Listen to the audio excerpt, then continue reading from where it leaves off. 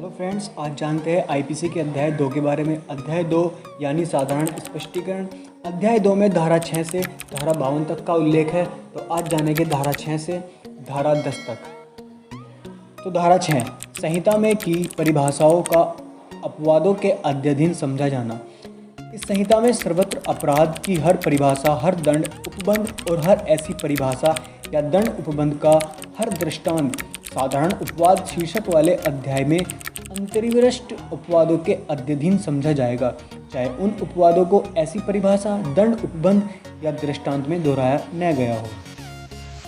दोस्तों, धारा 6 में बताया गया है कि मानो कोई भी ऐसा अपराध जिसका वर्णन भारतीय दंड संहिता में किया गया है, उन सभी अपराधों में कुछ कॉमन सी चीज़ें हैं जिन्हें अगर हर अपराध के साथ जोड़ा जाता तो उनका विस्तार दोस्तों काफ़ी बड़ा हो जाता और यह संहिता काफ़ी बड़ी हो जाती, बहुत विस्तृत हो जाती, जो अनावश्यक होती। तो दोस्तों, इसी चीज़ को कम करने के लिए, सीमित करने के लिए कुछ चीज़ें जो कॉमन थी और पूरी संहिता पर सर्वत्र लागू होती है, इन सबको जो साधारण अपवाद के नाम से जाना जाता है में वर्णित कर दिया गया है।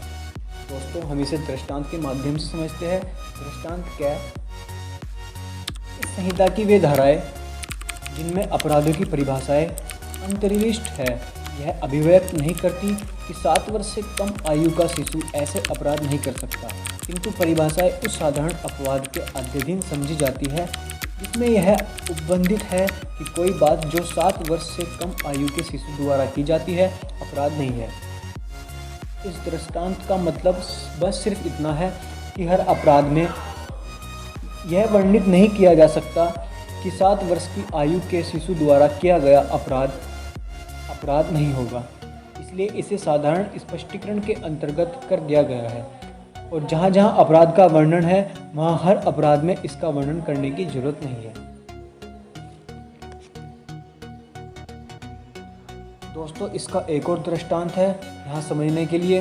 दृष्टांत है एक पुलिस ऑफिसर जो वारंट के बिना बी को जिसने हत्या की है पकड़ लेता है। यहाँ ए सदोष परिरोध के अपराध का दोषी नहीं है क्योंकि वह बी को पकड़ने के लिए विद्युत द्वारा आबद्ध था और इसलिए यह मामला उस साधारण अपवाद के अंतर्गत आ जाता है जिसमें यह उपबंधित है कि कोई बात नहीं है जो किसी ऐसे व्यक्ति द्वारा की जाए जो उसे करने के लिए विधि द्वारा आबद्ध हो। यानी ए कोई पुलिस ऑफिसर है जो बी को पकड़ लेता है जिसने हत्या की है। यहाँ पर ए दोषी नहीं माना जाएगा क्योंकि ए जो पुलिस ऑफिसर है वह विधि द्वारा आबद्ध है, इसलिए ए यहाँ किसी भी तरह का कोई अपराधी नहीं माना जाएगा, चाहे वो वारंट के बिना भी बी को पकड़ लेता है।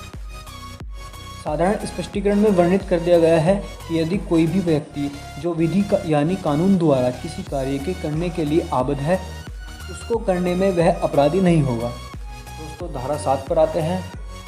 धारा 7, एक बार स्पष्टीकृत पद का भाव। हर पद जिसका स्पष्टीकरण इस संहिता के किसी भाग में किया गया है, इस संहिता के हर भाग में उस स्पष्टीकरण के अनुरूप ही प्रयोग किया गया है। दोस्तों, धारा 7 कहती है कि हर वो पद जिसका स्पष्टीकरण इस संहिता के किसी भी भाग में कर दिया गया है, उसका स्पष्टीकरण बार बार नहीं किया जाएगा। तो धारा 8 की तरफ बढ़ते हैं। धारा 8, लिंग। लिंगवाचक शब्द जहाँ प्रयोग किए गए हैं वे हर व्यक्ति के बारे में लागू है, चाहे वह नर हो या फिर नारी हो। दोस्तों, धारा 8 में इतना कुछ नहीं है, बस आपको याद रखना है कि धारा 8 लिंग से संबंधित है और जहाँ पुल्लिंग शब्द का जिक्र होगा वह सबके लिए होगा, चाहे वह नर हो या नारी हो। तो बढ़ते हैं धारा 9 की तरफ। धारा 9, वचन। जब तक कि संदर्भ से प्रतिकूल प्रतीत न हो, एक वचन घोतक शब्दों के अंतर्गत बहुवचन आता है और बहुवचन घोतक शब्दों के अंतर्गत एक वचन आता है। यानी जब तक किसी शब्द का विशेष महत्व ना निकल जाए तब तक एक वचन के शब्द को बहुवचन समझा जाएगा और बहुवचन शब्द को एक वचन समझा जाएगा। दोस्तों, इस वीडियो की लास्ट धारा 10, पुरुष स्त्री।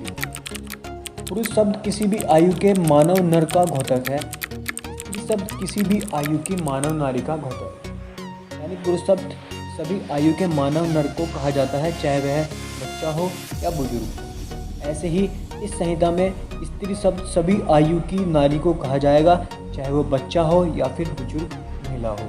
दोस्तों, आज की वीडियो आपको कैसी लगी कमेंट करके हमें बताइएगा और साथ में हमारे चैनल को सब्सक्राइब करना ना भूलें